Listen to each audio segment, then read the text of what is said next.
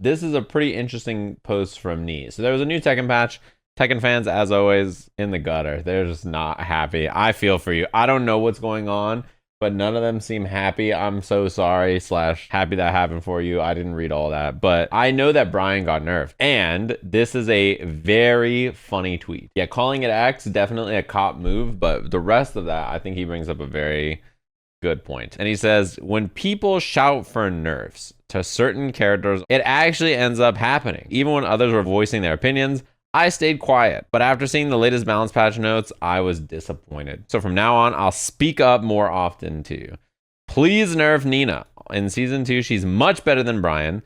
Namco's balance team shouldn't listen to absurd opinions from people who won't even play Brian, but still demand nerfs. The point of his tweet is that in the modern era, the yapping other people do actually matters. And this has been going on for a while, I think. They're tweeting like the developers are so bad at the game. If they're good, they wouldn't understand why Brian cannot be allowed to exist like this, right? They just make tweets like that over and over and over and over. And you tweet about your own character and say like, you know, I think people think that this character is like pretty good, but like, I don't know, they just overrate them. They're not doing enough labbing or counterplay, and like, my character is like, fine, they gotta nerf this character. And if you think this stuff's not important, right, him saying you gotta nerf Nina and Anna, you gotta nerf Nina and Anna. I'm glad Brian finally get nerfed, but let's be real, it's not enough.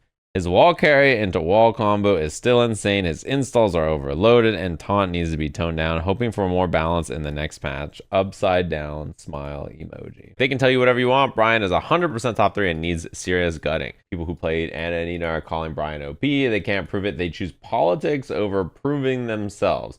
So just ignore posts like that. And then Arslan walks around and makes a video that's like, made a video of top players agreeing Brian is top 3, which then provoked the quote tweet that's like, I feel like if we played a 1st to 10, me using Nina and you using Brian, I'd win. You may say he doesn't fit your style, but if he's really a top 3 character, anyone should be able to perform with him, right? You played Lars when you said Lars was broken, right? But you're not playing Brian. What's going on? He's like, let's just win. If you can't, then just keep playing politics. Arslan was like, I'm down, but next year. He was like, I'll do it later. And he says, I want to make it clear that I'm not claiming Brian is weak. I've always said he's strong. But since there are pro players on Twitter deliberately playing politics, asking for Brian to be nerfed, I'm responding to that.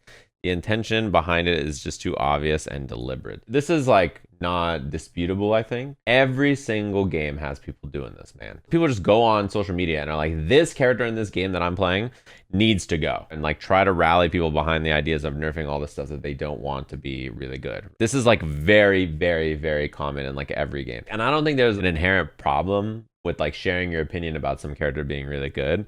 But I think in their cases, going on Twitter and saying, you know who's broken, guys? This character is important because other people see that and are influenced and are like, yeah, you know what? You're right. That opinion is true. This character is broken. And then more people will say it, and then it'll get people talking about that character with the end goal inevitably to either discredit people who win with that character or get that character nerfed. This is exactly the point he's making, basically, right? Putting this out into the world will have an impact on not only the developers. 1,000 people talk about it and say it, and then it makes other people say it, and then that makes 2,000 Tekken fans say, you know what, I agree. I do think they need to nerf Anna and Nina. Then they start replying to every dev post with, why haven't you nerfed Anna and Nina? The devs are doing nothing. What's their problem? What are they doing, etc. And then the devs make changes. And then the next patch, you do the same thing with the next character. Wow, they nerfed Anna and Nina? Like, oh my God, finally they listen. But why haven't they nerfed Fakumra? That's the strat. They talk about being a politician in Japan. Be like, you know, I don't know about this Ryu guy. I think Ryu, he's got some good changes, but he might be slightly overrated. I think he could use some more buffs. For some people, they just say their opinion and then they don't care. But there are others who definitely tweet like this. I'm thinking of one person for Street Fighter in particular who always makes some very diplomatic statements on Twitter that I see as like a very clear, this character is really fine, and a lot. Why did everybody just say his name immediately? You know, like influencing, trying to sway the opinion of people to get, you know, fair looks on his character and not maybe some other character. Bird watching, listen, you interpret that how you will. Me personally, I try to be reasonable about how I think about what characters are cheap or not. And even if I think a character is insanely good, dumb, and like really powerful, I'm not like, kill them to the ground and it's over for them. I'm like, this character could probably use some small tweaks. Even when my characters were really weak, as an example, like Sin, and when I was playing Launch Testament for a bit, I was like, yeah, I think they just need like a little love. They just need like a little love tap and they would feel a lot better. That's kind of how I approach it. I'm always like, yeah, they could use a little love. It's not too bad. Even though Sin was like, Launch Sin was one of the worst characters in the game. He was terrible. I think it's really easy to get swept away and want greater changes like that. And I think especially if your platform is big, the more your feelings about character balance gets interpreted some kind of way. Like for me, when a new character comes out, I don't even want to say whether the character is good or bad, because when Bison came out and I said he was really good, I was like, this scissor kick move is unreal.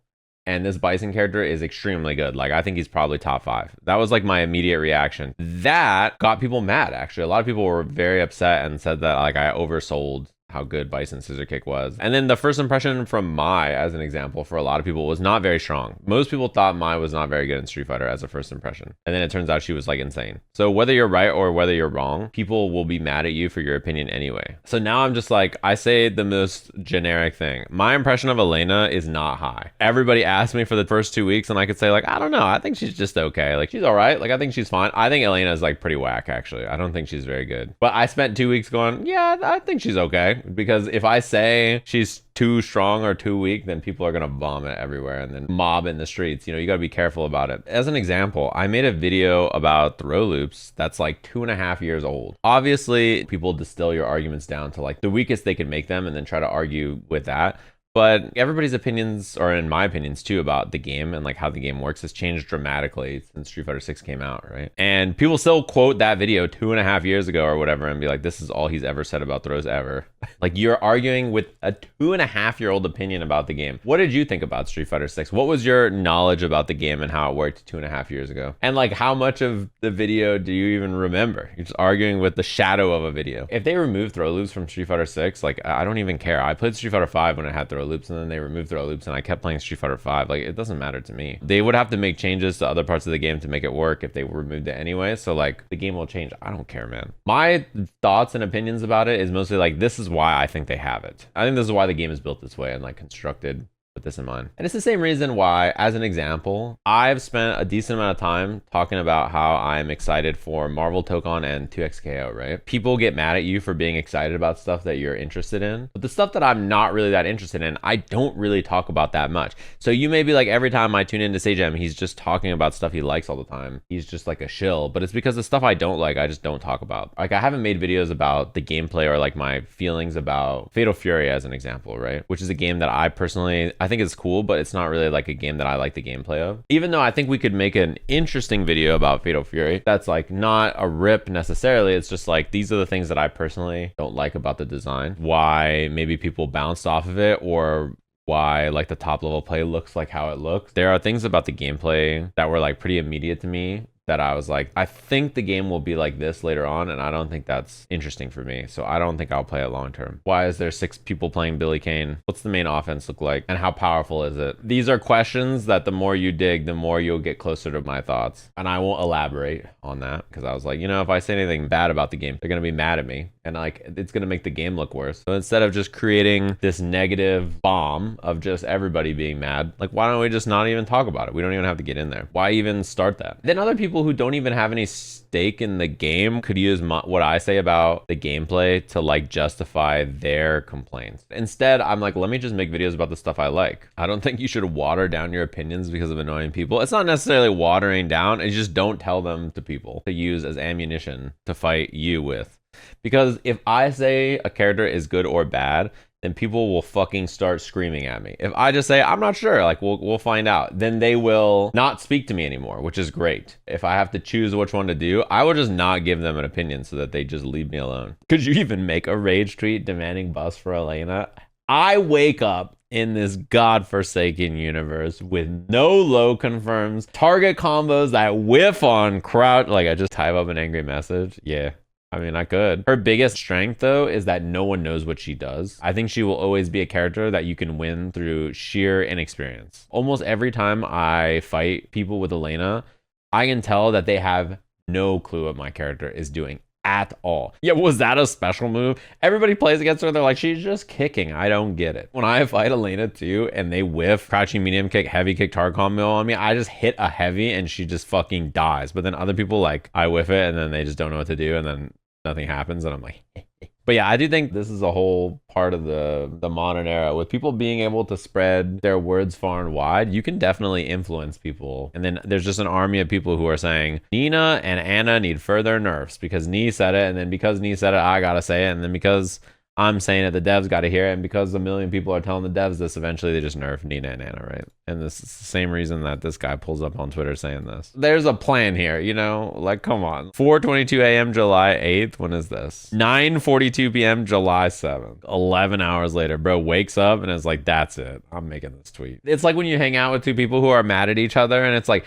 tell Arslan Ash, because he's not here, that I said that if he wants to talk to me, that they have to nerf Nina and Anna. And he's like, well, you can tell Nee that I said, you know what I mean? They can't speak directly at each other. Like, you're just in between. Like, okay, well, Nee told me to tell you that. And then it's like, okay, well, Arslan told me to tell you. Like, they're just in the middle.